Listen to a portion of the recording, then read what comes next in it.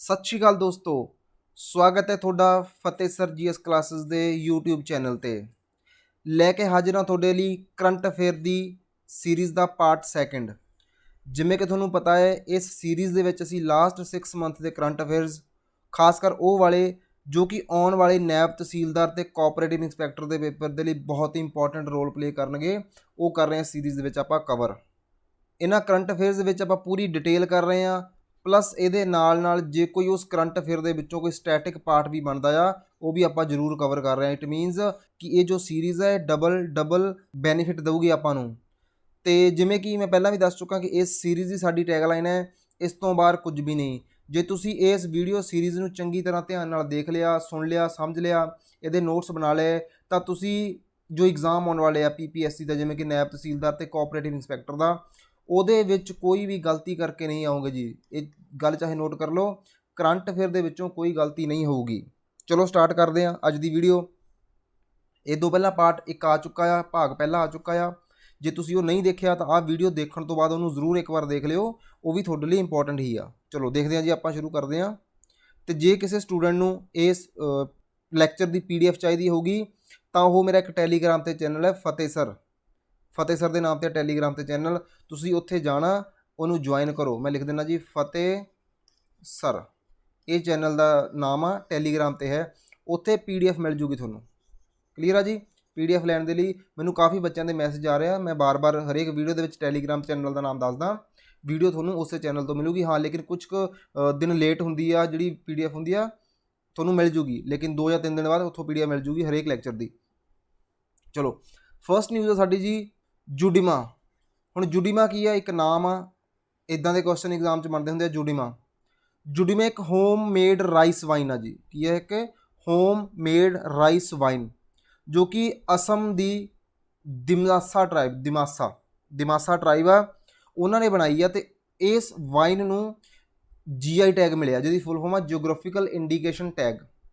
Means ਜਿਵੇਂ ਆਪਾਂ ਆਗਰੇ ਦਾ ਪੇਠੇ ਦਾ ਨਾਮ ਸੁਣਦੇ ਆ, ਡਾਰਜਲਿੰਗ ਦੀ ਟੀ ਦਾ ਨਾਮ ਸੁਣਦੇ ਆ, ਇੱਦਾਂ ਹੀ ਜਿਹੜੀ ਵਾਈਨ ਆ ਜੂਡੀਮਾ, ਇਹਨੂੰ GI ਟੈਗ ਮਿਲ ਗਿਆ। ਇੱਥੋਂ ਕੁਐਸਚਨ ਕਿਵੇਂ ਬਣ ਸਕਦਾ ਆ?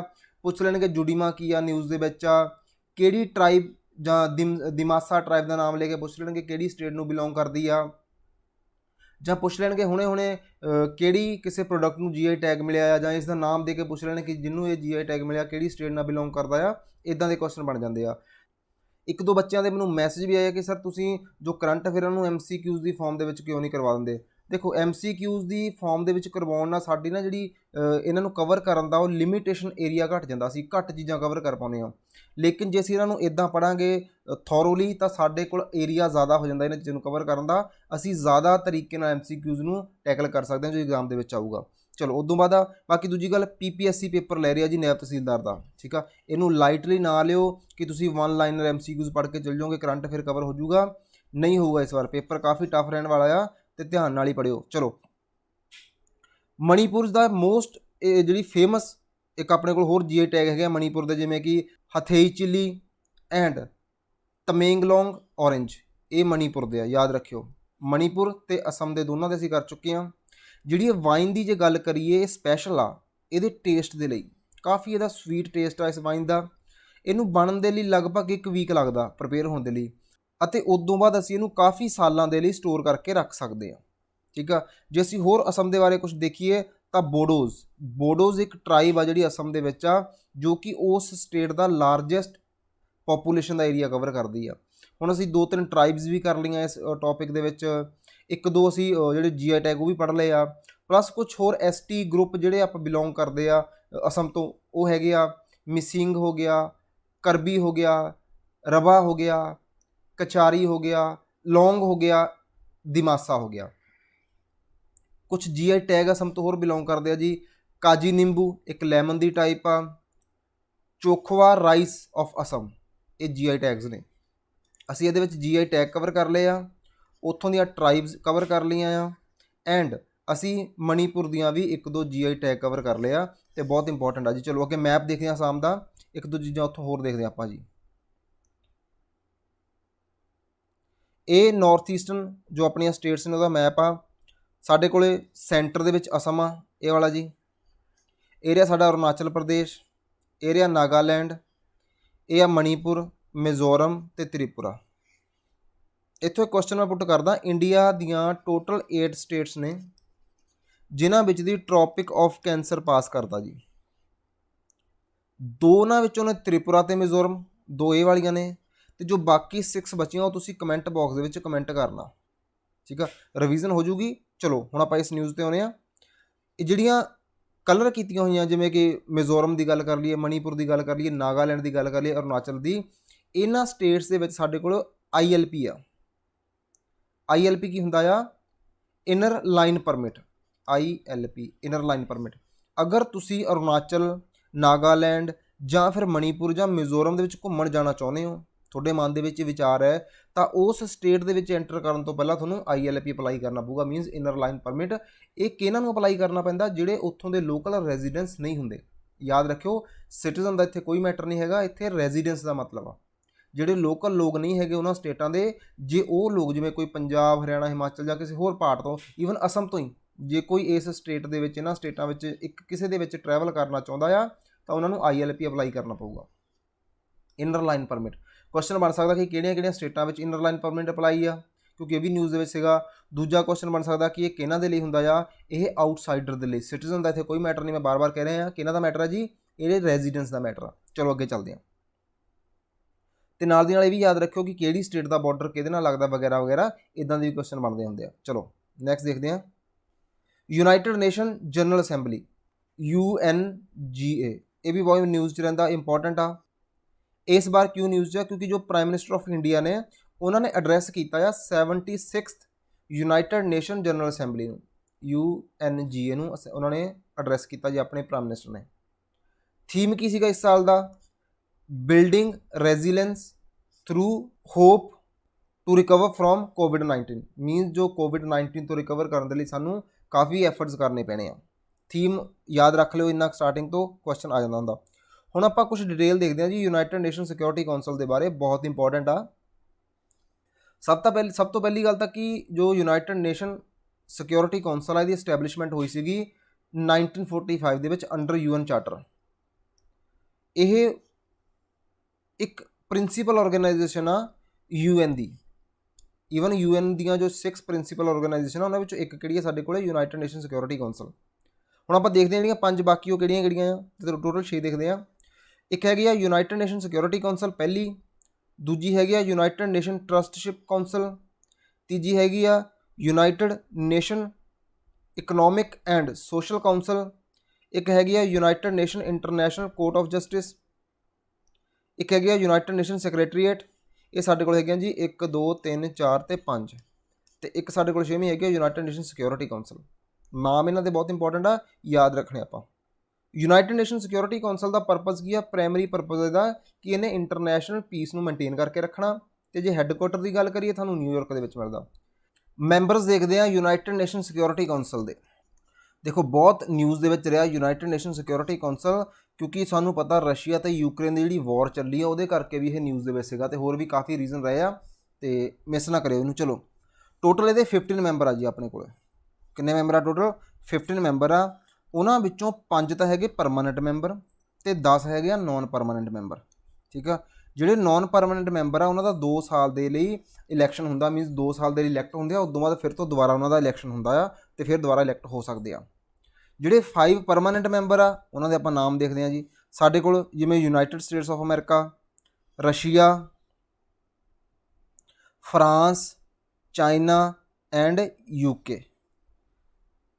ਅੰਡਰਲਾਈਨ ਕਰ ਰਿਹਾ ਮੈਂ, ਫਰਾਂਸ, ਚਾਈਨਾ ਐਂਡ UK। ਜੇ ਆਪਾਂ ਵਰਲਡ ਮੈਪ 'ਤੇ ਦੇਖੀਏ ਤਾਂ ਇਹ ਰਿਹਾ ਜੀ USA, ਇਹ ਰਿਹਾ ਸਾਡੇ ਕੋਲ UK, ਇਹ ਹੈ ਸਾਡੇ ਕੋਲ ਫਰਾਂਸ, ਇਹ ਸਾਡੇ ਕੋਲ ਰਸ਼ੀਆ, ਅਤੇ ਇਹ ਸਾਡੇ ਕੋਲ ਚਾਈਨਾ। 5 ਪਰਮਾਨੈਂਟ ਮੈਂਬਰ ਆ ਇਹ। ਇਹਨਾਂ 5 ਕੋਲੇ ਵੀਟੋ ਪਾਵਰ ਆ, ਠੀਕ ਹੈ, ਵੀ ਯਾਦ ਰੱਖਿਓ ਕੀ ਆ ਜੀ ਇਹਨਾਂ ਕੋਲੇ? Veto power. ਵੀਟੋ ਪਾਵਰ ਕੀ ਹੁੰਦੀ ਆ? ਮੀਨਸ ਕਿਸੇ ਵੀ ਮੁੱਦੇ 'ਤੇ ਜੇ ਇਹਨਾਂ ਨੇ ਕੋਈ ਡਿਸੀਜ਼ਨ ਲੈਣਾ ਆ, ਤਾਂ ਉਹਨਾਂ ਵਿੱਚੋਂ ਜੇ ਇੱਕ ਵੀ ਮੈਂਬਰ ਨੇ ਕਹਿਤਾ ਕਿ ਨਹੀਂ ਮੇਰੀ ਇਸ ਮੁੱਦੇ 'ਤੇ ਅਸਹਿਮਤੀ ਆ, ਤਾਂ ਉਹ ਮੁੱਦਾ ਪਾਸ ਨਹੀਂ ਹੋਊਗਾ, ਜਾਂ ਵੀ ਜੋ ਵੀ ਡਿਸੀਜ਼ਨ ਲੈਣਾ ਹੋਊਗਾ ਉਹ ਪਾਸ ਨਹੀਂ ਹੁੰਦਾ, ਠੀਕ ਹੈ। ਚਲੋ ਅੱਗੇ ਚੱਲਦੇ ਆਪਾਂ, ਥੋੜ੍ਹਾ ਜਿਹਾ ਹੋਰ ਦੇਖਦੇ ਇਹਦੇ ਬਾਰੇ। ਇੰਡੀਆ ਦੀ ਜੇ ਆਪਾਂ ਗੱਲ ਕਰੀਏ ਨੋਨ ਪਰਮਾਨੈਂਟ ਮੈਂਬਰ ਦੀ, ਤਾਂ ਇੰਡੀਆ ਦਾ ਨੋਨ ਪਰਮਾਨੈਂਟ ਮੈਂਬਰ ਆ, ਇੰਡੀਆ ਨੂੰ ਪਰਮਾਨੈਂਟ ਮੈਂਬਰ ਨਹੀਂ ਰੱਖਿਆ ਗਿਆ, ਇੰਡੀਆ ਇਹਦਾ ਨੌਨ ਪਰਮਾਨੈਂਟ ਮੈਂਬਰ ਆ। ਅਤੇ ਇੰਡੀਆ ਦਾ ਜਿਹੜਾ ਇਲੈਕਸ਼ਨ ਹੋਇਆ ਇਸ ਵਾਰ ਉਹ 8ਵੀਂ ਵਾਰ ਹੋਇਆ।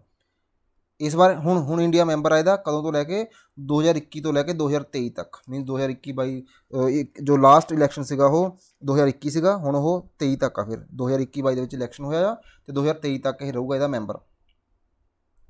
ਨੰਬਰ ਯਾਦ ਰੱਖਿਓ, 8th ਵਾਰ ਮੈਂਬਰ ਬਣਿਆ ਅਤੇ ਹੁਣ ਵੀ ਇਹਦਾ ਪ੍ਰੈਜ਼ੈਂਟ ਟਾਈਮ 'ਤੇ ਵੀ ਇੰਡੀਆ ਮੈਂਬਰ ਹੈਗਾ ਆ। ਹਰੇਕ ਸਾਲ ਈਚ ਈਅਰ ਜਿਹੜੇ ਜਨਰਲ ਅਸੈਂਬਲੀ ਆ ਉਹ ਇਲੈਕਟ ਕਰਦੀ ਆ 5 ਨੌਨ ਪਰਮਾਨੈਂਟ ਮੈਂਬਰ। ਦੇਖੋ ਯੂਨਾਈਟਿਡ ਨੇਸ਼ਨ ਸਿਕਿਉਰਿਟੀ ਕਾਊਂਸਲ ਇਹਦੇ ਮੈਂਬਰ ਦਾ ਇਲੈਕਸ਼ਨ ਹੁੰਦਾ ਆ, ਠੀਕ, ਧਿਆਨ ਨਾਲ ਸੁਣਿਓ ਇਸ ਗੱਲ ਨੂੰ, ਜਿਹੜੇ ਨੌਨ ਪਰਮਾਨੈਂਟ ਆ। ਵੋਟ ਕਿਹੜੀ ਬੋਡੀ ਕਰਦੀ ਆ? United Nation General assembly. ਇਸ ਬੋਡੀ ਵਿੱਚ ਵੋਟਿੰਗ ਹੋਣੀ ਆ ਅਤੇ ਇਲੈਕਟ ਹੋ ਕੇ ਲੋਕੀ ਜਾਣੇ ਆ ਇਸ ਬੋਡੀ ਵਿੱਚ, ਠੀਕ ਹੈ। ਚਲੋ ਅੱਗੇ ਚੱਲਦੇ ਹਾਂ। ਫਿਰ ਸਾਡੇ ਕੋਲ ਨੈਕਸਟ ਹੈਗਾ ਜੀ B3W। B3W ਇਹਦੀ ਫੁੱਲ ਫਾਰਮ ਕੀ ਆ? Build back better world. ਹੈ ਕੀ ਇਹ? ਵੈਸੇ ਮੈਂ ਦੱਸਦਾ ਨਿਊਜ਼ ਦੇ ਵਿੱਚ ਪਹਿਲਾਂ ਕਿਉਂ ਸੀਗਾ, ਹੁਣੇ ਨਿਊਜ਼ ਦੇ ਵਿੱਚ ਇਸ ਕਰਕੇ ਕਿ ਜਿਹੜੇ USA ਦੇ ਆਫੀਸ਼ੀਅਲਸ ਆ ਉਹਨਾਂ ਨੇ ਵਿਜ਼ਿਟ ਕੀਤਾ ਆ ਲੈਟਿਨ ਅਮਰੀਕਾ ਨੂੰ, ਤਾਂ ਕਿ ਉਹ ਚੈੱਕ ਕਰ ਸਕਣ ਕਿ B3W ਕਿਵੇਂ ਕੰਮ ਕਰ ਰਿਹਾ ਆ, ਪ੍ਰੋਜੈਕਟ ਕਿਵੇਂ ਕੰਮ ਕਰ ਰਿਹਾ ਹੈ ਕੀ ਆ। ਇੱਕ ਇੰਟਰਨੈਸ਼ਨਲ ਇਨਫਰਾਸਟਰਕਚਰ ਇਨਵੈਸਟਮੈਂਟ ਇਨੀਸ਼ੀਏਟਿਵ ਆ, ਮੀਨਸ ਇੰਟਰਨੈਸ਼ਨਲ ਲੈਵਲ 'ਤੇ ਇਨਵੈਸਟਮੈਂਟ ਕੀਤੀ ਜਾ ਰਹੀ ਹੈ ਤਾਂ ਕਿ ਇਨਫਰਾਸਟਰਕਚਰ ਨੂੰ ਚੰਗੀ ਤਰ੍ਹਾਂ ਡਿਵੈਲਪ ਕੀਤਾ ਜਾ ਸਕੇ। ਇਹ ਜੋ ਇਨੀਸ਼ੀਏਟਿਵ ਹੈ G7 ਕੰਟਰੀ ਨੇ ਅਨਾਊਂਸ ਕੀਤਾ ਸੀਗਾ, ਜਿਹੜੀਆਂ ਕਿ ਰਿਚੈਸਟ ਡੈਮੋਕ੍ਰੇਸੀਜ਼ ਇਨ ਦਾ ਵਰਲਡ ਆ ਆਪਣੇ ਕੋਲ, ਇਹਨਾਂ ਨੇ ਉਦੋਂ ਅਨਾਊਂਸ ਕੀਤਾ ਸੀਗਾ। ਅਤੇ USA ਦਾ ਇਹ ਖਾਸ ਕਰਕੇ ਇਨੀਸ਼ੀਏਟਿਵ ਆ ਤਾਂ ਕਿ ਜੋ China the belt and road initiative ਆ BIR ਉਹਨੂੰ ਟੈਕਲ ਕੀਤਾ ਜਾ ਸਕੇ। ਹੁਣ ਬਿਲਡ ਬੈਕ ਬੈਟਰ ਪਲਾਨ ਇਸ ਕਰਕੇ ਵੀ ਡਿਵੈਲਪ ਕੀਤਾ ਤਾਂ ਕਿ ਜੋ COVID-19 ਆ ਉਦੋਂ ਬਾਅਦ ਇਕੋਨਮੀ ਨੂੰ ਕਿੱਦਾਂ ਆਪਾਂ ਅੱਗੇ ਲੈ ਕੇ ਜਾਣਾ ਆ, ਕਿਵੇਂ ਇਨਫਰਾਸਟਰਕਚਰ ਨੂੰ ਡਿਵੈਲਪ ਕਰਨਾ ਆ, ਉਹਨਾਂ ਚੀਜ਼ਾਂ ਦੇ ਲਈ ਜੋ G7 ਕੰਟਰੀਜ਼ ਆ ਇਹਨਾਂ ਨੇ ਇਸ ਪ੍ਰੋਜੈਕਟ ਨੂੰ ਪ੍ਰਪੋਜ਼ ਕੀਤਾ ਸੀਗਾ, ਠੀਕ ਹੈ। ਚਲੋ ਅੱਗੇ ਸਾਡੇ ਕੋਲ ਜੀ ਮੇਘਦਾਤੂ ਰਿਜ਼ਰਵਾਇਰ ਪ੍ਰੋਜੈਕਟ। ਕਾਵੇਰੀ ਰਿਵਰ ਬੜੀ ਨਿਊਜ਼ 'ਚ ਰਹਿੰਦੀ ਆ। ਕਾਵੇਰੀ ਰਿਵਰ ਦੀ ਜੋ ਇੱਕ ਅਥਾਰਟੀ ਹੈ ਜਿਹਦਾ ਨਾਮ ਹੈਗਾ Kaveri water management authority CWMA, ਉਹਨੇ ਡਾਇਰੈਕਸ਼ਨ ਦਿੱਤੀ ਆ ਕਰਨਾਟਕਾ ਨੂੰ ਕਿ ਜੋ ਵੀ ਤੁਹਾਡੇ ਕੋਲ ਐਕਸਟਰਾ ਪਾਣੀ ਹੈ ਜਾਂ ਜੋ ਵੀ ਤਾਮਿਲਨਾਡੂ ਦੇ ਹਿੱਸੇ ਦਾ ਪਾਣੀ ਹੈ ਉਹਨੂੰ ਭਾਈ ਰਿਲੀਜ਼ ਕਰੋ। ਇਹ ਨਿਊਜ਼ ਦੇ ਵਿੱਚ ਸੀਗਾ। ਦੇਖੋ ਜਿਹੜੀਆਂ ਇੱਦਾਂ ਦੀਆਂ ਨਿਊਜ਼ ਬਣਦੀਆਂ ਹੁੰਦੀਆਂ ਉਹਨਾਂ ਤੋਂ ਹੀ ਪੇਪਰ ਬਣਦਾ ਹੁੰਦਾ। ਅਸੀਂ ਨਿਊਜ਼ ਪੜ੍ਹ ਕੇ ਛੱਡ ਦਿੰਦੇ ਹਾਂ, ਲੇਕਿਨ ਨਿਊਜ਼ ਦੇ ਵਿੱਚੋਂ ਕੁਐਸਚਨ ਕਿਵੇਂ ਬਣਦੇ ਆ ਉਹ ਮੈਂ ਤੁਹਾਨੂੰ ਦੱਸ ਰਿਹਾ ਨਾਲ ਦੀ ਨਾਲ, ਅਤੇ ਨਾਲ ਦੀ ਨਾਲ ਮੈਂ ਵੀ ਦੱਸੀ ਜਾ ਰਿਹਾ ਕਿ ਕੁਐਸਚਨ ਬਣਨੇ ਕਿਵੇਂ, MCQs ਕਿਵੇਂ ਬਣ ਸਕਦੇ ਆ।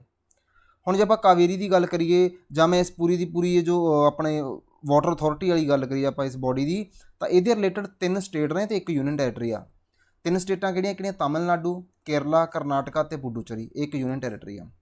ਜੇ ਆਪਾਂ ਰਿਵਰ ਕਾਵੇਰੀ ਦੀ ਗੱਲ ਕਰੀਏ, ਇਹਨੂੰ ਪੋਨੀ ਦੇ ਨਾਮ ਨਾਲ ਵੀ ਜਾਣਦੇ ਆ ਅਤੇ ਇਹਨੂੰ ਇੱਕ ਹੋਰ ਨਾਮ ਨਾਲ ਜਾਣਦੇ ਆਪਾਂ ਗੰਗਾ ਆਫ ਸਾਊਥ। ਜੇ ਆਪਾਂ ਦੇਖੀਏ ਕਿ ਇਹ ਸਟਾਰਟ ਕਿੱਥੋਂ ਹੁੰਦੀ ਆ, ਇਹ ਰਿਵਰ ਰੇਜ਼ ਕਰਦੀ ਆ ਬ੍ਰਹਮਾਗਿਰੀ ਹਿਲਸ ਦੇ ਵਿੱਚੋਂ, ਜੋ ਕਿ ਕਰਨਾਟਕਾ ਦੇ ਵਿੱਚ ਆ। ਵੈਸਟਰਨ ਘਾਟ ਵੀ ਯਾਦ ਰੱਖਣਾ ਅਤੇ ਕਰਨਾਟਕਾ ਵੀ ਯਾਦ ਰੱਖਣਾ। ਉਦੋਂ ਬਾਅਦ ਇਹ ਫਲੋ ਕਰਦੀ ਆ ਕਰਨਾਟਕਾ, ਤਾਮਿਲਨਾਡੂ, ਕੁਛ ਹਿੱਸਾ ਜਿਵੇਂ ਆਪਾਂ ਪਹਿਲਾਂ ਦੇਖਿਆ ਕੇਰਲਾ ਅਤੇ ਪੁਡੂਚੇਰੀ ਦਾ ਵੀ ਹੁੰਦਾ ਜਿੱਥੋਂ ਦੀ ਇਹ ਫਲੋ ਕਰਦੀ ਆ। ਉਦੋਂ ਬਾਅਦ ਇਹ ਐਂਟਰ ਕਰ ਜਾਂਦੀ ਆ ਬੇ ਆਫ ਬੰਗਾਲ ਦੇ ਵਿੱਚ, ਅਤੇ ਇੱਕ ਈਸਟ ਫਲੋਇੰਗ ਰਿਵਰ ਆ, ਠੀਕ ਆ।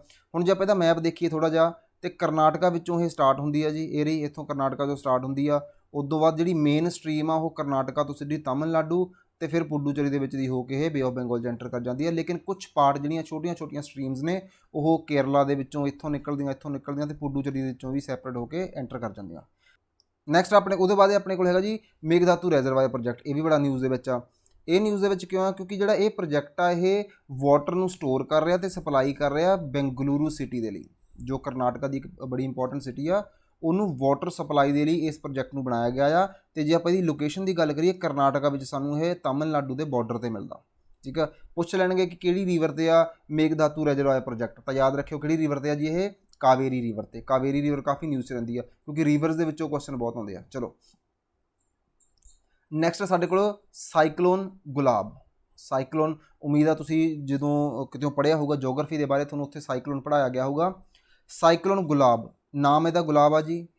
ਦੇਖਦੇ ਹਾਂ, ਗੁਲਾਬ ਤਾਂ ਚੰਗੇ ਹੁੰਦੇ ਆ ਲੇਕਿਨ ਇਹ ਤਾਂ ਬੜਾ ਕਾਫੀ ਤਬਾਹੀ ਕਰਦੇ ਆ। ਗੁਲਾਬ ਤਾਂ ਵੈਸੇ ਇਹਦਾ ਨਾਮ ਰੱਖ ਕੇ ਬੇਇੱਜ਼ਤੀ ਕੀਤੀ ਹੈ। ਚਲੋ ਗੁਲਾਬ ਸਾਈਕਲੋਨ ਜਿਹੜਾ ਆ ਹੁਣੇ ਆਇਆ ਸੀਗਾ ਇੰਡੀਆ ਦੇ ਈਸਟ ਕੋਸਟ 'ਤੇ, ਠੀਕ ਹੈ। ਅਤੇ ਇੱਕ ਹੋਰ ਇਹਦੇ ਨਾਲ ਦਾ ਹੀ ਇੱਕ ਹੋਰ ਇਹਦੇ ਨਾਲ ਇੱਕ ਹੋਰ ਸਾਈਕਲੋਨ ਬਣਿਆ ਸੀਗਾ ਜਿਹਦਾ ਨਾਮ ਸੀਗਾ ਸ਼ਾਹੀਨ। ਦੋਨਾਂ ਨੂੰ ਆਪਾਂ ਇਕੱਠੇ ਕਿਉਂ ਪੜ੍ਹ ਰਹੇ ਹਾਂ? ਕਿਉਂਕਿ ਜਦੋਂ ਇਹ ਇੰਡੀਆ ਦੇ ਵਿੱਚ ਬਣਿਆ ਸੀਗਾ ਆਪਣੇ ਗੁਲਾਬ ਜਿਹੜਾ ਸਾਈਕਲੋਨ ਆ, ਉਦੋਂ ਬਾਅਦ ਇੱਥੋਂ ਦੀ ਪਾਸ ਹੋ ਕੇ ਇਹ ਜਾ ਕੇ ਫਿਰ ਕਿੱਥੇ ਇਫੈਕਟ ਕੀਤਾ ਸੀਗਾ, ਸ਼ਾਹੀਨ ਬਣ ਗਿਆ ਸੀਗਾ ਇਹ। ਮੀਨਸ ਪਹਿਲਾਂ ਇਹ ਕੀ ਬਣਿਆ, ਗੁਲਾਬ ਇੰਡੀਆ ਦੇ ਈਸਟ ਕੋਸਟ 'ਤੇ, ਉੱਥੇ ਸਾਡੇ ਕੋਲ ਮਿਲਦਾ ਜੀ ਬੇ ਆਫ ਬੰਗਾਲ।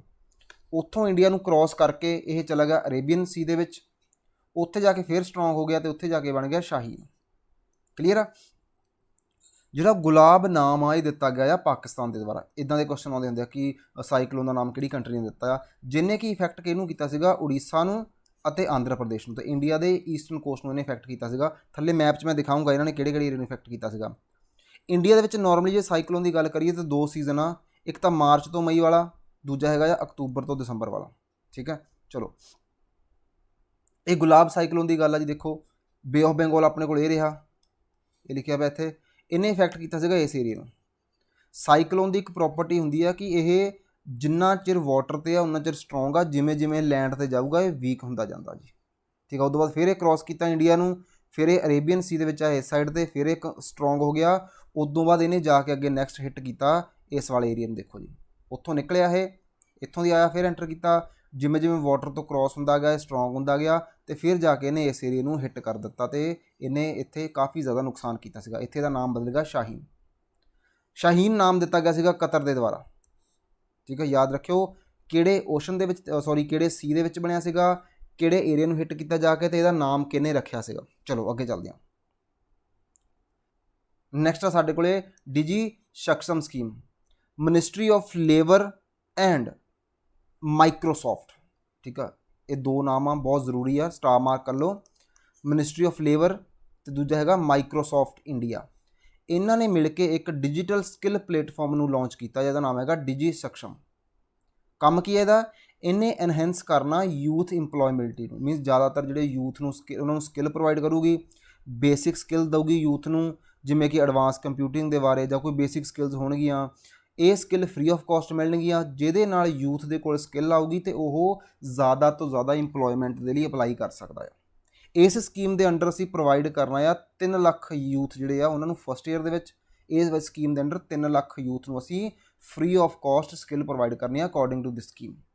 ਇਹ ਸਕੀਮ ਇੰਪਲੀਮੈਂਟ ਕੀਤੀ ਗਈ ਆ Aga Khan rural support programme India AKRPS 1 ਦੇ ਅੰਡਰ। ਠੀਕ ਆ, ਚਲੋ ਨੈਕਸਟ ਨਿਊਜ਼ ਆਪਣੇ ਕੋਲੇ 1 ਸਨ 1 ਵਰਲਡ 1 ਗ੍ਰਿਡ। ਬਹੁਤ ਇੰਪੋਰਟੈਂਟ ਨਿਊਜ਼ ਆ, ਇੰਟਰਨੈਸ਼ਨਲ ਲੈਵਲ ਦੀ ਨਿਊਜ਼ ਆ। ਇੰਡੀਆ ਅਤੇ UK ਨੇ ਮਿਲ ਕੇ ਅਨਾਊਂਸ ਕੀਤਾ ਜੀ, ਕੀ ਅਨਾਊਂਸ ਕੀਤਾ ਕਿ ਅਸੀਂ ਡਿਕਲੇਰੇਸ਼ਨ ਕਰਦੇ ਹਾਂ, ਅਸੀਂ ਇੱਕ ਸਕੀਮ ਲੈ ਕੇ ਆ ਰਹੇ ਹਾਂ ਜਿਹਦਾ ਨਾਮ ਹੈਗਾ 1 ਸਨ 1 ਵਰਲਡ ਅਤੇ 1 ਗ੍ਰਿਡ। ਇਹ ਸਕੀਮ ਅਨਾਊਂਸ ਕੀਤੀ ਗਈ ਆ COP26 ਦੇ ਵਿੱਚ। COP26 ਦੇ ਰਿਲੇਟਡ ਕਾਫੀ ਇੰਪੋਰਟੈਂਟ ਨਿਊਜ਼ ਦੇ ਵਿੱਚ ਰਹਿੰਦਾ ਇਹ COP26। ਇਹਦੀ ਫੁੱਲ ਫਾਰਮ ਆ conference of parties. COP the full form ਆ ਕਾਨਫਰੰਸ ਆਫ ਪਾਰਟੀਜ਼। ਉੱਥੇ ਅਸੀਂ ਅਨਾਊਂਸ ਕੀਤਾ 1 ਸਨ 1 ਵਰਲਡ 1 ਗ੍ਰਿਡ। ਹੋ ਸਕਦਾ ਐਗਜ਼ਾਮ ਦੇ ਵਿੱਚ ਨਾ ਤੁਹਾਨੂੰ ਇਹ ਇੱਦਾਂ ਲਿਖਿਆ ਮਿਲ ਜਾਵੇ OSOWOG, ਪੁੱਛਣੇ ਇਹਦੀ ਫੁੱਲ ਫਾਰਮ ਕੀ ਆ। ਇੰਨਾ ਈਜ਼ੀ ਕੁਐਸਚਨ ਵੀ ਬਣ ਸਕਦਾ, ਅਤੇ ਉਹਦਾ ਨਾਮ ਯਾਦ ਰੱਖਿਓ 1 ਸਨ 1 ਵਰਲਡ ਅਤੇ 1 ਗ੍ਰਿਡ। ਜਿਹੜੀ COP26 ਆ, ਯੂਨਾਈਟਡ ਨੇਸ਼ਨ ਕਲਾਈਮੇਟ ਚੇਂਜ ਦੇ ਰਿਲੇਟਡ ਜਿਹੜੀ COP26 ਕਾਨਫਰੰਸ ਹੋਈ ਆ, ਉਹ ਇਸ ਵਾਰ ਹੋਈ ਆ, ਹੈਲਡ ਕੀਤੀ ਗਈ ਆ ਗਲੈਸਗੋ ਦੇ ਵਿੱਚ, ਗਲੈਸਗੋ ਸਕਾਟਲੈਂਡ ਦੇ ਵਿੱਚ। ਅਕਤੂਬਰ ਮੰਥ ਦੇ ਵਿੱਚ ਹੋਈ ਸੀ ਸਟਾਰਟ, ਅਤੇ ਨਵੰਬਰ ਤੱਕ ਉਹ ਚੱਲੀ ਆ। ਜਿਹੜਾ ਵਿਜ਼ਨ ਆ ਸਾਡਾ 1 ਸਨ 1 ਵਰਲਡ ਅਤੇ 1 ਗ੍ਰਿਡ ਦੇ ਬਿਹਾਈਂਡ ਉਹ ਕੀ ਆ ਕਿ ਸਨ ਜਿਹੜਾ ਆ ਨੈਵਰ ਸੈੱਟ, ਸਨ ਕਦੇ ਨਹੀਂ ਛੁਪਦਾ ਕਹਿੰਦੇ, ਇਸ ਕਰਕੇ ਹਮੇਸ਼ਾ ਕਿਤੇ ਨਾ ਕਿਤੇ ਇਹ ਐਨਰਜੀ ਦਿੰਦਾ ਰਹੂਗਾ। ਹੁਣ ਕੁਛ ਐਗਜ਼ਾਮ ਦੇ ਵਿੱਚ ਤੁਹਾਨੂੰ UK ਪੁੱਛ ਸਕਦੇ ਆ, UK ਦੇ ਵਿੱਚ ਇਹ ਹੋਈ ਸੀਗੀ ਜਿਹੜੀ ਕਾਨਫਰੰਸ ਆ, ਜਾਂ ਸਕਾਟਲੈਂਡ ਦੇ ਵਿੱਚ ਹੋਈ ਸੀ। ਦੋਨੇ ਆਨਸਰ ਸਹੀ ਹੋਣਗੇ। ਜੇ ਉਹਨਾਂ ਨੇ ਗਲਾਸਗੋ ਪੁੱਛ ਲਿਆ ਫਿਰ ਤਾਂ ਐਗਜ਼ੈਕਟ ਉਹਨੇ ਪਲੇਸ ਪੁੱਛ ਲਿਆ। ਹੁਣ ਸਕਾਟਲੈਂਡ ਅਤੇ UK ਵਿੱਚ ਕੀ ਡਿਫਰੈਂਸ ਆ, ਕੁਛ ਸਟੂਡੈਂਟ ਇਹਦੇ ਵਿੱਚ ਕਨਫਿਊਜ਼ਨ ਹੋਊਗੀ। ਆਪਾਂ ਮੈਪ ਦੇਖਦੇ ਹਾਂ ਜੀ। ਤੁਸੀਂ ਇਹ ਨਾਮ ਸੁਣਿਆ ਹੋ ਗਿਆ, ਬ੍ਰਿਟਿਸ਼ ਆਈਲੈਂਡਸ ਹੋ ਗਏ, ਯੂਨਾਈਟਿਡ ਕਿੰਗਡਮ ਹੋ ਗਿਆ, ਦਾ ਗ੍ਰੇਟ ਬ੍ਰਿਟੇਨ ਹੋ ਗਿਆ, ਇਹ ਚੀਜ਼ਾਂ। ਇੰਗਲੈਂਡ ਇੱਕ ਅਲੱਗ ਕੰਟਰੀ ਆ ਜੀ। ਠੀਕ ਆ, ਉਦੋਂ ਬਾਅਦ ਇੱਕ ਵੇਲਜ਼ ਕੰਟਰੀ ਆ, ਸਕਾਟਲੈਂਡ ਕੰਟਰੀ ਆ, ਨਾਰਥ ਆਇਰਲੈਂਡ ਕੰਟਰੀ ਆ, ਰਿਪਬਲਿਕ ਆਫ ਆਇਰਲੈਂਡ ਇਹ ਕੰਟਰੀਜ਼ ਆ। ਜਦੋਂ ਅਸੀਂ ਇਹਨਾਂ ਸਾਰੇ ਆਈਲੈਂਡਸ ਨੂੰ ਮਿਲਾ ਦਈਏ ਉਹਨੂੰ ਆਪਾਂ ਕਹਿੰਦੇ ਹਾਂ ਬ੍ਰਿਟਿਸ਼ ਆਈਲੈਂਡ। ਠੀਕ ਆ ਜੀ, ਅਤੇ ਜੇ ਆਪਾਂ ਇੰਗਲੈਂਡ ਨੂੰ ਮਿਲਾ ਦਈਏ, ਵੇਲਜ਼ ਨੂੰ ਮਿਲਾ ਦਈਏ, ਸਕਾਟਲੈਂਡ ਨੂੰ ਮਿਲਾ ਦਈਏ ਅਤੇ ਨਦਰਨ ਆਇਰਲੈਂਡ ਨੂੰ ਮਿਲਾ ਦਈਏ, ਉਹਨੂੰ ਅਸੀਂ ਕਹਿੰਦੇ ਹਾਂ United Kingdom UK। Means UK ਵਿੱਚ ਸਾਡੇ ਕੋਲ ਰਿਪਬਲਿਕ ਆਫ ਆਇਰਲੈਂਡ ਨਹੀਂ ਹੋਊਗਾ, ਬਾਕੀ ਸਾਰੀਆਂ ਕੰਟਰੀਜ਼ ਆਉਂਦੀਆਂ ਆ। ਬਾਕੀ ਹੋਰ ਧਿਆਨ ਨਾਲ ਮੈਪ ਨੂੰ ਦੇਖ ਲਿਓ, ਕਈ ਵਾਰ ਬੇਸਿਕਸ ਦੀ ਨੌਲੇਜ ਹੁੰਦੀ ਆ, ਕੁਐਸਚਨ ਇੱਥੋਂ ਵੀ ਬਣ ਸਕਦਾ। ਨੈਕਸਟ ਸਾਡੇ ਕੋਲ ਜੀ best practices in the performance of the district hospital. ਇੱਕ ਰਿਪੋਰਟ ਪਬਲਿਸ਼ ਕੀਤੀ ਗਈ ਹੈ ਇਸ ਨਾਮ 'ਤੇ ਨੀਤੀ ਆਯੋਗ ਦੇ ਦੁਆਰਾ। ਠੀਕ ਹੈ, ਯਾਦ ਰੱਖਿਓ ਨੀਤੀ ਆਯੋਗ ਨੇ ਇਹਨੂੰ ਰਿਪੋਰਟ ਨੂੰ ਪਬਲਿਸ਼ ਕੀਤਾ ਆ। ਤੇ ਨਾਲ ਹੈਲਪ ਲਈ ਆ ministry of health the and WHO ਦੀ। ਠੀਕ ਹੈ, ਇਹਨਾਂ ਦੋਨਾਂ ਦੀ ਹੈਲਪ ਦੇ ਨਾਲ ਨੀਤੀ ਆਯੋਗ ਨੇ ਇਹ ਰਿਪੋਰਟ ਪਬਲਿਸ਼ ਕੀਤੀ ਹੈ। ਇਹਦਾ ਕੰਮ ਕੀ ਆ, ਅਸੀਂ ਪਰਫਾਰਮੈਂਸ ਦੀ ਅਸੈਸਮੈਂਟ ਕਰਨੀ ਆ ਵੀ ਸਾਡੇ ਇੰਡੀਆ ਦੇ ਵਿੱਚ ਜਿਹੜੇ ਡਿਸਟ੍ਰਿਕਟ ਹਸਪੀਟਲ ਆ ਉਹ ਕਿਵੇਂ ਕੰਮ ਕਰਦੇ ਆ। ਠੀਕ ਹੈ, ਇਹ ਚੈੱਕ ਕਰਨਾ। ਕਲੀਅਰ ਆ ਜੀ। ਚਲੋ ਅੱਗੇ ਚੱਲਦੇ ਹਾਂ। ਨੈਕਸਟ ਨਿਊਜ਼ ਆ ਸਾਡੇ ਕੋਲੇ ਮਿੱਤਰ ਸ਼ਕਤੀ। ਮਿੱਤਰ ਸ਼ਕਤੀ ਇਹ ਕੀ ਆ ਜੀ, 8th ਐਡੀਸ਼ਨ ਹੋ ਕੇ ਹਟਿਆ ਇੰਡੀਆ ਤੇ ਸ਼੍ਰੀਲੰਕਾ ਦੇ ਵਿੱਚ। ਇੱਕ ਬਾਇਲੇਟਰਲ ਐਕਸਰਸਾਈਜ਼ ਆ, ਜੁਆਇੰਟ ਐਕਸਰਸਾਈਜ਼ ਆ ਮਿੱਤਰ ਸ਼ਕਤੀ। ਕਦੋਂ ਕੰਡਕਟ ਹੋਈ ਸੀਗੀ, ਅਕਤੂਬਰ 4 ਤੋਂ ਲੈ ਕੇ ਅਕਤੂਬਰ 15 ਤੱਕ। ਠੀਕ ਆ, ਇਦੋਂ ਪਹਿਲਾਂ ਜਿਹੜਾ 7th ਐਡੀਸ਼ਨ ਸੀਗਾ ਸੇਮ ਐਕਸਰਸਾਈਜ਼ ਦਾ, ਉਹ ਹੋਇਆ ਸੀਗਾ ਪੂਨੇ ਦੇ ਵਿੱਚ। ਯਾਦ ਰੱਖਿਓ, ਇੱਥੋਂ ਜੇ ਕੁਐਸਚਨ ਬਣਨਾ ਹੋਇਆ ਪੁੱਛਣਗੇ ਕਿੱਥੇ ਕੰਡਕਟ ਹੋਇਆ ਸੀਗਾ। ਜਿਹੜਾ ਇਸ ਵਾਰ ਵਾਲਾ 8th ਆਇਆ ਹੋਇਆ ਸੀਗਾ ਸ਼੍ਰੀਲੰਕਾ ਦੇ ਵਿੱਚ, ਤੇ ਜਿਹੜਾ ਇਦੋਂ ਪਹਿਲਾਂ ਸੀਗਾ ਹੋਇਆ ਸੀਗਾ ਇੰਡੀਆ ਦੇ ਵਿੱਚ। ਠੀਕ ਹੈ, ਚਲੋ ਅੱਗੇ ਚੱਲਦੇ ਹਾਂ। ਵਰਲਡ ਕਲਾਸ ਸਿਟੀ, ਨੈਕਸਟ ਸਾਡੀ ਨਿਊਜ਼ ਹੈ ਜੀ ਵਰਲਡ ਕਲਾਸ ਸਿਟੀ ਦੇ ਨਾਲ ਰਿਲੇਟਡ। ਚੇਨਈ ਜਿਹੜੀ ਸਿਟੀ ਆ ਉਹਨੂੰ ਸਪੋਰਟ ਕੀਤਾ ਗਿਆ ਵਰਲਡ ਬੈਂਕ ਦੇ ਦੁਆਰਾ। ਕਾਫੀ ਸਾਰਾ ਲੋਨ ਦਿੱਤਾ ਗਿਆ ਆ 150 ਮਿਲੀਅਨ ਡਾਲਰ ਦਾ, ਤਾਂ ਕਿ ਕੰਟਰੀ ਦੇ ਵਿੱਚ ਅਸੀਂ ਸਸਟੇਨੇਬਲ ਡਿਵੈਲਪਮੈਂਟ ਕਰ ਸਕੀਏ ਤੇ ਕੰਟਰੀ ਨੂੰ ਅਸੀਂ ਵਰਲਡ ਕਲਾਸ ਸਿਟੀ ਦੇ ਵਿੱਚ ਕਨਵਰਟ ਕਰ ਲਈਏ।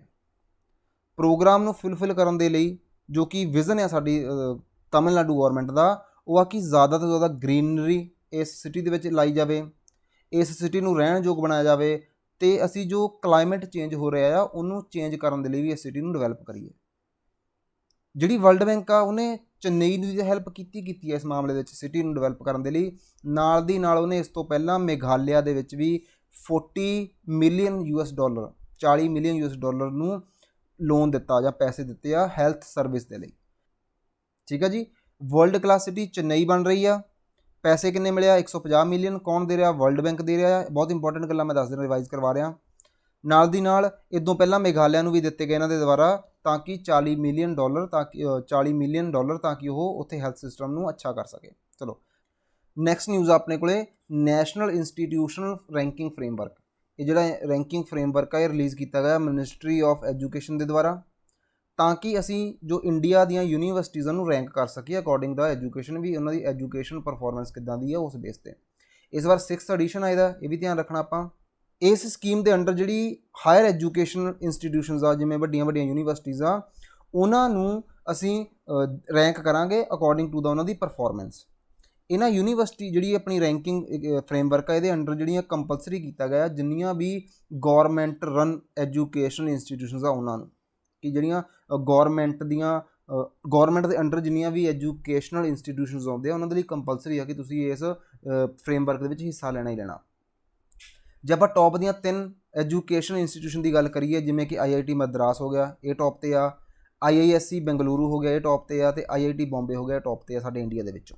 ਠੀਕ ਹੈ, ਚਲੋ ਅੱਗੇ ਚੱਲਦੇ ਹਾਂ। ਨੈਕਸਟ ਨਿਊਜ਼ ਆ ਸਾਡੇ ਕੋਲੇ ਇੰਡਸਟਰੀਅਲ ਸਿਕਿਉਰਿਟੀ ਅਰੇਂਜਮੈਂਟ ISA। ਜੇ ISA ਦੀ ਗੱਲ ਕਰੀਏ, ਇਹ ਇੰਡੀਆ ਤੇ USA ਦੇ ਵਿਚਕਾਰ ਇੱਕ ਸਮਿਟ ਹੋਈ ਹੈ ਨਿਊ ਦਿੱਲੀ ਦੇ ਵਿੱਚ। ਸਮਿਟ ਆਰਗੇਨਾਈਜ਼ ਕੀਤੀ ਗਈ ਸੀਗੀ ਕਿਸ ਕੰਮ ਦੇ ਲਈ, ਅਕੋਰਡਿੰਗ ਟੂ ISA ਅਸੀਂ ਐਕਸਚੇਂਜ ਕਰਨੀ ਹੈ ਇਨਫੋਰਮੇਸ਼ਨ ਡਿਫੈਂਸ ਇੰਡਸਟਰੀ ਦੇ ਰਿਲੇਟਡ ਬੋਥ ਕੰਟਰੀਜ਼ ਦੇ ਵਿੱਚ। ਮੀਨਸ ਦੋਨਾਂ ਕੰਟਰੀ ਨੇ ਜੋ ਵੀ ਇਹਨਾਂ ਦੇ ਕੋਲ ਇਨਫੋਰਮੇਸ਼ਨ ਆ ਰਿਲੇਟਡ ਟੂ ਡਿਫੈਂਸ ਇੰਡਸਟਰੀ ਇੱਕ ਦੂਜੇ ਦੇ ਨਾਲ ਸ਼ੇਅਰ ਕਰਨਗੇ, ਤਾਂ ਕਿ ਇਹ ਡਿਫੈਂਸ ਇੰਡਸਟਰੀ ਨੂੰ ਗਰੋ ਕਰ ਸਕਣ। ਹੁਣ ਦੇਖਦੇ ਹਾਂ ਆਪਾਂ ISA ਕੀ ਆ। ਵੈਸੇ ਤਾਂ ਆਪਾਂ ਦੇਖ ਹੀ ਲਿਆ ਕਿ ISA ਕੀ ਆ। ISA ਇਹੀ ਆ ਕਿ ਇਹਦੇ ਵਿੱਚ ਅਸੀਂ ਐਕਸਚੇਂਜ ਕਰਨੀ ਹੈ ਇਨਫੋਰਮੇਸ਼ਨ। ਯਾਦ ਰੱਖਿਓ ਕੀ ਕਰਨੀ ਹੈ, ਇਨਫੋਰਮੇਸ਼ਨ। ਮੀਨਸ ਕੋਈ ਨਵੀਂ ਟੈਕਨੋਲੋਜੀ USA ਕੋਲ ਆਈ ਉਹ ਸਾਨੂੰ ਦੱਸ ਸਕਦਾ ਆ, ਸਾਡੇ ਕੋਲ ਆਈ ਅਸੀਂ ਉਹਨਾਂ ਨੂੰ ਦੱਸ ਸਕਦੇ ਹਾਂ। ਤੇ ਇਹ ਜਿਹੜਾ ਸਾਈਨ ਕੀਤਾ ਗਿਆ ISA ਨੂੰ, ਇਹ ਕੀਤਾ ਗਿਆ ਸੀ 2nd 2+2 ਡਾਇਲੋਗ ਦੇ ਵਿੱਚ, ਜੋ ਕਿ ਵਾਸ਼ਿੰਗਟਨ ਵਿੱਚ ਹੋਇਆ ਸੀਗਾ 2019 ਦੇ ਵਿੱਚ। ਚਲੋ ਅੱਗੇ ਚੱਲਦੇ ਹਾਂ। ਨੈਕਸਟ ਨਿਊਜ਼ ਆ ਜੀ ਇੰਡੀਆਜ਼ ਪਵੇਲੀਅਨ। ਇਹ ਕੀ ਹੈ ਇੰਡੀਆਜ਼ ਪਵੇਲੀਅਨ? ਮੈਂ ਪਹਿਲਾਂ ਤੁਹਾਨੂੰ ਫੋਟੋ ਦਿਖਾਦਾ। ਬਹੁਤ ਸੋਹਣੀ ਇੱਕ ਬਿਲਡਿੰਗ ਆ ਜੋ ਕਿ ਬਣਾਈ ਗਈ ਆ ਇੰਡੀਆ ਦੇ ਦੁਆਰਾ। ਦੇਖੋ ਇਹ ਬਿਲਡਿੰਗ, ਇਹਨੂੰ ਕਹਿੰਦੇ ਆ ਇੰਡੀਆਜ਼ ਪਵੇਲੀਅਨ। ਠੀਕ ਹੈ, ਇਹਦੇ ਬਾਰੇ ਹੁਣ ਪੜ੍ਹਦੇ ਹਾਂ ਕੁਛ ਨਾ ਕੁਛ ਆਪਾਂ। ਪਿਊਸ਼ ਗੋਇਲ ਨੇ ਇਨੈਗੋਰੇਟ ਕੀਤਾ ਇੰਡੀਆਜ਼ ਪਵੇਲੀਅਨ ਐਟ ਦੁਬਈ ਦੇ ਵਿੱਚ ਇੱਕ ਐਕਸਪੋ ਹੋਇਆ ਸੀਗਾ 2020, ਉੱਥੇ ਇੰਡੀਆ ਦੀ ਇਸ ਬਿਲਡਿੰਗ ਨੂੰ ਇਨੈਗੋਰੇਟ ਕੀਤਾ ਗਿਆ ਪਿਊਸ਼ ਗੋਇਲ ਜੀ ਦੇ ਦੁਆਰਾ। ਇੱਕ ਹਾਈ ਟੈਕ ਸਟਰਕਚਰ ਆ ਇਹ, ਕੀ ਆ ਮੈਂ ਜਿਵੇਂ ਦਿਖਾਇਆ ਬਿਲਡਿੰਗ ਆ, ਇੱਕ ਹਾਈ ਟੈਕ ਸਟਰਕਚਰ ਆ ਜਿਹਦੇ ਵਿੱਚ ਇੰਡੀਆ ਨੇ ਕੀ ਇਨਕਲੂਡ ਕੀਤਾ, ਯੋਗਾ ਦੇ ਰਿਲੇਟਡ ਇਨਫੋਰਮੇਸ਼ਨ ਆ, ਲਿਟਰੇਚਰ ਦੇ ਰਿਲੇਟਡ ਆ, ਆਯੁਰਵੇਦਾ ਦੇ ਰਿਲੇਟਡ ਆ, ਹੈਰੀਟੇਜ ਆ, ਆਰਟ ਆ, ਸਪੇਸ ਆ, ਟੈਕਨੋਲੋਜੀ ਆ, ਸਪੇਸ ਟੈਕਨੋਲੋਜੀ ਆ। ਮੀਨਸ ਇਹਨਾਂ ਚੀਜ਼ਾਂ ਨੂੰ ਅਸੀਂ ਇੱਥੇ ਸ਼ੋਅ ਕੀਤਾ ਜੋ ਸਾਡੇ ਕੋਲ ਹੈਗਾ ਆ। ਐਕਸਟੀਰੀਅਰ ਦੀ ਗੱਲ ਕਰੀਏ ਤਾਂ ਇਸ ਪਵੇਲੀਅਨ ਦਾ ਕਾਫੀ ਜਿਹੜਾ ਸ਼ੋਜ਼ ਆ ਉਹ ਟੌਪਰਸ ਦੇ ਰੂਪ ਦੇ ਵਿੱਚ ਦਿਖਾਈ ਦਿੰਦੇ ਆ। ਸਿਗਨੀਫੀਕੈਂਸ ਜੇ ਆਪਾਂ ਇਸ ਪਵੇਲੀਅਨ ਦੀ ਦੇਖੀਏ ਤਾਂ ਇੱਕ ਲੌਂਗ ਟਰਮ ਸਟ੍ਰੈਟੇਜਿਕ ਇਨਵੈਸਟਮੈਂਟ ਆ, ਮੀਨਸ ਕਾਫੀ ਵੱਡੀ ਬਿਲਡਿੰਗ ਬਣਾਈ ਗਈ ਹੈ, ਕਾਫੀ ਪੈਸਾ ਲੱਗਾ ਹੋਊਗਾ, ਲੇਕਿਨ ਇਹ ਇੰਡੀਆ ਨੂੰ ਰਿਪਰੈਜ਼ੈਂਟ ਕਰ ਰਹੀ ਆ ਉਸ ਕੰਟਰੀ ਦੇ ਵਿੱਚ, ਦੁਬਈ ਦੇ ਵਿੱਚ। ਘੱਟੋ ਘੱਟ ਕਹਿੰਦੇ 490 ਕਰੋੜ ਦੇ ਅਰਾਊਂਡ ਪੈਸਾ ਲਗਾਇਆ ਸੀ, ਇਨਵੈਸਟ ਕੀਤਾ ਗਿਆ ਆ। ਅਤੇ ਇਸ ਬਿਲਡਿੰਗ ਨੂੰ ਅਸੀਂ ਇੰਨੇ ਵਧੀਆ ਤਰੀਕੇ ਨਾਲ ਯੂਜ਼ ਕਰ ਸਕਦੇ ਹਾਂ ਕਿ ਜੇ ਸਾਡਾ ਯੂਜ਼ ਕੀਤਾ ਅਸੀਂ ਇਹਨੂੰ ਐਜ਼ ਅ ਆਫਿਸ ਵੀ ਯੂਜ਼ ਕਰ ਸਕਦੇ ਹਾਂ, ਅਤੇ ਜੇ ਸਾਡਾ ਦਿਲ ਕੀਤਾ ਅਸੀਂ ਇਹਨੂੰ ਐਜ਼ ਅ ਟ੍ਰੇਡ ਜਾਂ ਕਲਚਰਲ ਈਵੈਂਟ ਦੇ ਲਈ ਵੀ ਯੂਜ਼ ਕਰ ਸਕਦੇ ਹਾਂ। ਅਤੇ ਮੀਨਸ 3-4 ਕੰਮ ਅਸੀਂ ਇਸ ਬਿਲਡਿੰਗ ਤੋਂ ਲਵਾਂਗੇ ਇਨ ਦਾ ਫਿਊਚਰ ਟਾਈਮ। ਚਲੋ ਨੈਕਸਟ ਆ ਸਾਡੇ ਕੋਲ ਏਸ਼ੀਅਨ ਟੇਬਲ ਟੈਨਿਸ ਚੈਂਪੀਅਨਸ਼ਿਪ। ਜਿਹੜੀ ਏਸ਼ੀਅਨ ਟੇਬਲ ਟੈਨਿਸ ਚੈਂਪੀਅਨਸ਼ਿਪ ਆ ਉਹ ਹੋ ਕੇ ਹਟੀ ਆ। ਉਸ ਦੇ ਵਿੱਚ ਇੰਡੀਆ ਦੀ ਜਿਹੜੀ ਮੈਨ ਟੀਮ ਆ ਉਹਨਾਂ ਨੇ ਬ੍ਰੌਂਜ਼ ਮੈਡਲ ਜਿੱਤਿਆ ਆ। ਠੀਕ ਆ, ਸਪੋਰਟਸ ਦੇ ਵਿੱਚੋਂ ਕੁਐਸਚਨ ਬਣ ਜਾਂਦੇ ਆ। ਨਾਮ ਯਾਦ ਰੱਖਿਓ, ਏਸ਼ੀਅਨ ਟੇਬਲ ਟੈਨਿਸ ਚੈਂਪੀਅਨਸ਼ਿਪ 2021 ਹੋਈ ਕਿੱਥੇ ਸੀਗੀ? ਦੋਹਾ, ਕਤਰ ਦੇ ਵਿੱਚ। ਇੰਡੀਆ ਨੇ ਜਿਹੜੀ ਸਾਊਥ ਕੋਰੀਆ ਤੋਂ ਹਾਰ ਗਿਆ ਸੀਗਾ ਸੈਮੀਫਾਈਨਲ ਦੇ ਵਿੱਚ, ਉਸ ਤੋਂ ਬਾਅਦ ਇਹਨਾਂ ਨੇ ਇਹ ਮੈਡਲ ਜਿੱਤਿਆ ਆ, ਬ੍ਰੌਂਜ਼ ਮੈਡਲ। ਚੈਂਪੀਅਨਸ਼ਿਪ ਇਹ ਹੁੰਦੀ ਆ ਬਾਇਨਲ, ਮੀਨਸ ਵਨਸ ਐਵਰੀ 2 ਈਅਰ, 2 ਸਾਲ ਦੇ ਬਾਅਦ ਹੁੰਦੀ ਆ। ਅਤੇ ਇਸ ਸਾਲ ਇਹ ਹੋਈ ਸੀਗੀ ਕਤਰ ਦੇ ਵਿੱਚ, ਅਤੇ ਇੰਡੀਆ ਨੇ ਇੱਥੇ ਬ੍ਰੌਂਜ਼ ਮੈਡਲ ਜਿੱਤਿਆ। ਯਾਦ ਰੱਖੋ ਜੀ, ਇੱਥੋਂ ਕੁਐਸਚਨ ਬਣ ਸਕਦਾ ਕਿ ਹੋਈ ਕਿੱਥੇ ਸੀਗੀ। ਇਹ ਸਾਡੇ ਪਲੇਅਰਸ ਨੇ ਜਿਨ੍ਹਾਂ ਨੇ ਇਹ ਮੈਡਲ ਜਿੱਤਿਆ। ਚਲੋ ਅੱਗੇ ਚੱਲਦੇ ਹਾਂ। One district one product initiative, ODOP, one district one product initiative. Next news ਆ ਸਾਡੇ ਕੋਲੇ। Under the scheme one district one product initiative, ਜਿਹੜੀ ministry of commerce and industry ਆ, ਉਹਨਾਂ ਨੇ ਫਸਟ ਕੰਸਾਈਨਮੈਂਟ ਜੋ ਕਸ਼ਮੀਰ ਵਾਲਨਟਸ ਆ ਉਹਨਾਂ ਨੂੰ ਉੱਥੋਂ ਤੋਰਿਆ ਆ, ਤਾਂ ਕਿ ਅਸੀਂ ਕਸ਼ਮੀਰ ਤੋਂ ਲੈ ਕੇ ਉਹਨੂੰ ਪਹੁੰਚ ਸਕੀਏ ਬੰਗਲੁਰੂ ਤੱਕ। ਮੀਨਸ ਜਿਹੜੀ ਕੰਸਾਈਨਮੈਂਟ ਆ ਇਹ ਜੰਮੂ ਕਸ਼ਮੀਰ ਦਾ ਜਿਹੜਾ ਇੱਕ ਡਿਸਟ੍ਰਿਕਟ ਆ ਜੀ ਬੁਡਗਮ, ਉੱਥੋਂ ਚੱਲੀ ਆ, ਅਤੇ ਇਹ ਕੰਸਾਈਨਮੈਂਟ ਪਹੁੰਚੂਗੀ ਬੰਗਲੁਰੂ ਤੱਕ। ਇਸ ਸਕੀਮ ਦੇ ਅੰਡਰ ਕੀ ਆ ਕਿ ਜਿਹੜੀ ਵਨ ਡਿਸਟ੍ਰਿਕਟ ਆ ਉਹਨੂੰ ਵਨ ਪ੍ਰੋਡਕਟ ਦੇ ਲਈ ਪ੍ਰਮੋਟ ਕੀਤਾ ਜਾਵੇ। ਮੀਨਸ ਜੋ ਉੱਥੋਂ ਦੇ ਏਰੀਏ ਦੇ ਲੋਕ ਆ, ਉਸ ਏਰੀਏ ਦੇ ਵਿੱਚ ਜਿਹੜੀ ਚੀਜ਼ ਵੱਧ ਤੋਂ ਵੱਧ ਹੋ ਸਕਦੀ ਆ, ਕੁਆਲਿਟੀ ਵਾਲੀ ਹੋ ਸਕਦੀ ਆ, ਉਹਨੂੰ ਪ੍ਰਮੋਟ ਕੀਤਾ ਜਾਵੇ। 90% ਜਿਹੜੇ ਵਾਲਨਟਸ ਹੁੰਦੇ ਆ ਉਹ ਕਸ਼ਮੀਰ ਤੋਂ ਹੀ ਹੁੰਦੇ ਆ, 90% ਇੰਡੀਆ ਦੇ ਆਪਣੇ। ਫਸਟ ਵਿੱਚ ਜਿਹੜੀ ਸਕੀਮ ਆ ਉਹ ਸਟਾਰਟ ਕੀਤੀ ਗਈ ਸੀ ਉੱਤਰ ਪ੍ਰਦੇਸ਼ ਦੇ ਦੁਆਰਾ, ਲੇਕਿਨ ਜੇ ਆਪਾਂ ਸਕੀਮ ਦੀ ਗੱਲ ਕਰੀਏ ਤਾਂ ਇਹ ਸਕੀਮ ਜਾਪਾਨ ਦਾ ਇੱਕ ਬਿਜ਼ਨਸ ਮਾਡਲ ਆ, ਜਿਹਨੂੰ ਕਿ ਇਹਨੇ 1979 ਦੇ ਵਿੱਚ ਡਿਵੈਲਪ ਕਰ ਲਿਆ ਸੀਗਾ। ਮੀਨਸ ਪਰਟੀਕੂਲਰ ਏਰੀਏ ਨੂੰ ਪਰਟੀਕੂਲਰ ਪ੍ਰੋਡਕਟ ਦੇ ਲਈ ਹੀ ਡਿਵੈਲਪ ਕਰਨਾ। ਕਾਫੀ ਅੱਛੀ ਸਕੀਮ ਆ, ਫਿਊਚਰ ਦੇ ਵਿੱਚ ਬਿਜ਼ਨਸ ਦੇ ਲਈ ਕਾਫੀ ਬੈਨੀਫਿਟ ਦੇ ਸਕਦੀ ਆ। ਨੈਕਸਟ ਨਿਊਜ਼ ਆ ਤੋਂ ਬਾਅਦ ਆਪਣੇ ਕੋਲ ਜੀ ਇੰਡੀਅਨ ਐਸਟਰੋਨੋਮਿਕਲ ਆਬਜ਼ਰਵੇਟਰੀ, IAO, ਠੀਕ ਹੈ ਜੀ। ਰੀਸੈਂਟ ਸਟੱਡੀ ਆਈ ਹੈ ਇੱਕ ਇੰਡੀਅਨ ਐਸਟਰੋਨੋਮਿਕਲ ਆਬਜ਼ਰਵੇਟਰੀ ਦੀ। ਜਿਹੜੀ ਸਾਡੀ IAO ਆ ਇਹ ਇੰਸਟਾਲ ਕੀਤੀ ਗਈ ਆ ਲੇਹ ਲਦਾਖ ਦੇ ਵਿੱਚ। ਯਾਦ ਰੱਖਿਓ, ਜੋ ਇੰਡੀਅਨ ਐਸਟਰੋਨੋਮਿਕਲ ਆਬਜ਼ਰਵੇਟਰੀ ਆ ਇਹਨੂੰ ਅਸੀਂ ਲੇਹ ਲਦਾਖ ਦੇ ਵਿੱਚ ਐਸਟੈਬਲਿਸ਼ ਕੀਤਾ ਹੋਇਆ ਆ। ਸਾਡੀ ਜਿਹੜੀ IAO ਆ ਇਹ ਵਰਲਡ ਦੀਆਂ ਹਾਈਐਸਟ ਸਾਈਟ ਦੇ ਵਿੱਚੋਂ ਇੱਕ ਆ, ਕਾਫੀ ਉਚਾਈ 'ਤੇ ਆ। ਹਾਈਟ 'ਤੇ ਰੱਖਣ ਦਾ ਬੈਨੀਫਿਟ ਕੀ ਆ? ਉੱਥੋਂ ਸਾਨੂੰ ਕਾਫੀ ਜ਼ਿਆਦਾ ਕਲੈਰਿਟੀ ਨਾਲ ਨਾਈਟਸ ਦਿਖਦੀਆਂ ਆ, ਮਿਨੀਮਮ ਲਾਈਟ ਪੋਲਿਊਸ਼ਨ ਹੁੰਦਾ ਸਾਡੇ ਕੋਲੇ, ਜੋ ਵੀ ਕਲਾਊਡਸ ਵਗੈਰਾ ਹੁੰਦੇ ਆ ਉਹ ਨਹੀਂ ਆਉਂਦੇ, ਅਤੇ ਸਾਨੂੰ ਸਪੇਸ ਦੇ ਵਿੱਚੋਂ ਕਾਫੀ ਜ਼ਿਆਦਾ ਇੰਪੋਰਟੈਂਟ ਇਮੇਜਸ ਵਗੈਰਾ ਮਿਲ ਜਾਂਦੀਆਂ ਅਤੇ ਇਨਫੋਰਮੇਸ਼ਨ ਮਿਲ ਜਾਂਦੀ ਆ, ਜਿਹਦਾ ਅਸੀਂ ਯੂਜ਼ ਕਰ ਸਕਦੇ ਹਾਂ ਅੱਗੇ ਹੋਰ ਸਟੱਡੀਜ਼ ਦੇ ਲਈ। ਨੈਕਸਟ ਆ ਸਾਡੇ ਕੋਲ ਜੀ ਮੌਸਕਿਊਰਿਸ। ਇਹ ਕੀ ਹੈ ਜੀ? ਇਹ ਇੱਕ ਹੈਗੀ ਆ ਵੈਕਸੀਨੇਸ਼ਨ। ਮਲੇਰੀਆ ਇੱਕ ਬਿਮਾਰੀ ਆ, ਉਹਦੇ ਰਿਲੇਟਡ ਵੈਕਸੀਨੇਸ਼ਨ ਆ ਮੌਸਕਿਊਰਿਸ। ਬਹੁਤ ਇੰਪੋਰਟੈਂਟ ਕੁਐਸਚਨ ਆ, ਸਟਾਰ ਮਾਰਕ ਕਰ ਲਓ ਇਹਨੂੰ, ਐਗਜ਼ਾਮ 'ਚ ਬਣ ਸਕਦਾ। WHO ਨੇ ਹੁਣੇ ਇਹਨੂੰ ਪਾਸ ਕੀਤਾ ਐਜ਼ ਅ ਵੈਕਸੀਨੇਸ਼ਨ। WHO ਨੇ ਮੰਨ ਲਿਆ ਕਿ ਇਹ ਵੈਕਸੀਨੇਸ਼ਨ ਹੈਗੀ ਆ ਜੋ ਕਿ ਚੰਗੇ ਰਿਜ਼ਲਟ ਦੇ ਸਕਦੀ ਹੈ ਰਿਲੇਟਡ ਟੂ ਮਲੇਰੀਆ। ਮਲੇਰੀਆ ਕਾਫੀ ਘਾਤਕ ਬਿਮਾਰੀ ਹੈ ਜੋ ਕਿ ਮੱਛਰ ਨਾਲ ਹੁੰਦੀ ਆ। ਚਲੋ, ਇਹ ਜਿਹੜੀ ਮਲੇਰੀਆ ਦੀ ਗੱਲ ਕਰੀਏ ਤਾਂ ਪੈਰਾਸਾਈਟ ਡਿਜ਼ੀਜ਼ ਆ, ਠੀਕ ਆ, ਇਹਨੂੰ ਅੰਡਰਲਾਈਨ ਕਰ ਲਓ, ਪੈਰਾਸਾਈਟ ਡਿਜ਼ੀਜ਼ ਆ। ਕੁਐਸਚਨ ਬਣਦਾ ਹੁੰਦਾ ਕਿ ਮਲੇਰੀਆ ਕਿਹੜੀ ਡਿਜ਼ੀਜ਼ ਆ ਜੀ? ਪੈਰਾਸਾਈਟ ਆ, ਵਾਇਰਲ ਡਿਜ਼ੀਜ਼ ਆ, ਇਨਫੈਕਸ਼ਸ ਡਿਜ਼ੀਜ਼ ਆ? ਨਹੀਂ, ਇਹ ਹੈਗੀ ਆ ਪੈਰਾਸਾਈਟ ਡਿਜ਼ੀਜ਼। ਮਲੇਰੀਆ ਇੱਕ ਪੈਰਾਸਾਈਟ ਆ ਜੋ ਕਿ ਟਰਾਂਸਫਰ ਹੁੰਦੀ ਆ। ਮਲੇਰੀਆ ਕੀ ਹੈ ਜੀ? ਇੱਕ ਪੈਰਾਸਾਈਟ ਡਿਜ਼ੀਜ਼ ਆ ਜਿਹਨੂੰ ਟਰਾਂਸਫਰ ਕਰਦਾ ਇੱਕ ਇਨਫੈਕਟਡ ਫੀਮੇਲ ਐਨਫੋਲਿਸਿਸ ਮੋਸਕੀਟੋ। ਇਹ ਮੋਸਕੀਟੋ ਦਾ ਨਾਮ ਆ ਜੋ ਕਿ ਇਹਨੂੰ ਟਰਾਂਸਫਰ ਕਰਦਾ ਇੱਕ ਜਗ੍ਹਾ ਤੋਂ ਦੂਜੀ ਜਗ੍ਹਾ। ਜੇ ਆਪਾਂ ਇਸ ਬਿਮਾਰੀ ਦੀ ਗੱਲ ਕਰੀਏ ਮਲੇਰੀਆ ਦੀ, ਤਾਂ ਇਹ ਪ੍ਰੀਵੈਂਟੇਬਲ ਆ, ਮੀਨਸ ਇਹਨੂੰ ਅਸੀਂ ਰੋਕ ਵੀ ਸਕਦੇ ਹਾਂ ਹੋਣ ਤੋਂ, ਅਤੇ ਕਿਉਰੇਬਲ ਹੈ, ਠੀਕ ਵੀ ਹੋ ਜਾਂਦਾ ਆ।